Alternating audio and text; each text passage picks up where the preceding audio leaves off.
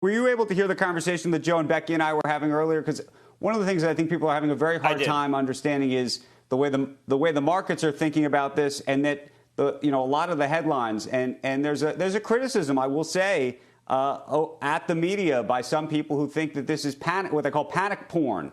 When you see these headlines, in my view, these are obviously factual headlines that people are trying to report. But there's a whole other view that this is overdoing it. What do you think of that?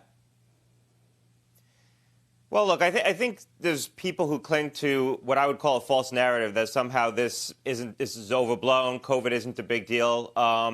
Somehow there's a truth that evaded China and Japan and South Korea and all these countries that, really took this seriously, crushed their virus.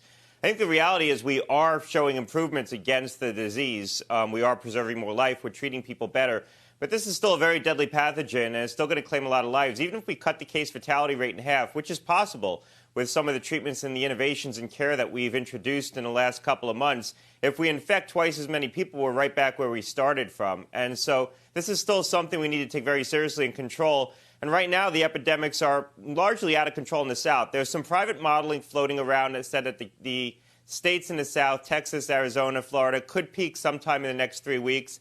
I think that's optimistic. People are looking at Google mobility data, seeing that people are reducing their mobility, recognizing that a lot of the susceptibles are going to get infected or have already been infected. Probably the seropositivity, the rate of infection in these states is probably pretty high right now. But this still has a long way to go. We are, for all intents and purposes, we are now in the second wave. It's hard to say this isn't the second wave. We're now almost above the peak number of infections that we were at during the height of the epidemic in New York, the national epidemic at that time. So we're going to be contending with this for a long time at this point.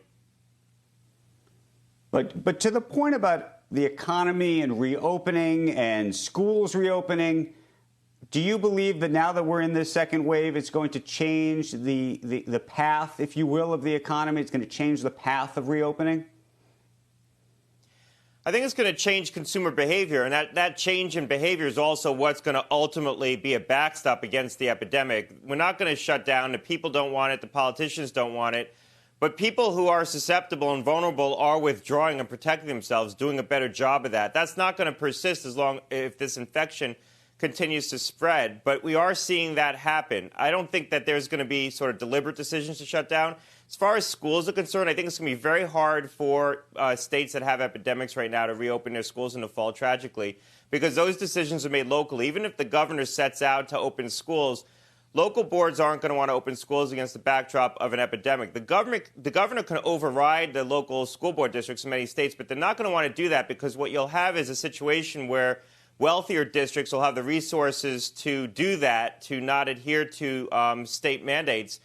But districts that don't have as much money won't. And I think that kind of a divide isn't something that's going to be tolerable. So I think ultimately discretion is going to be given to local school boards to make those decisions.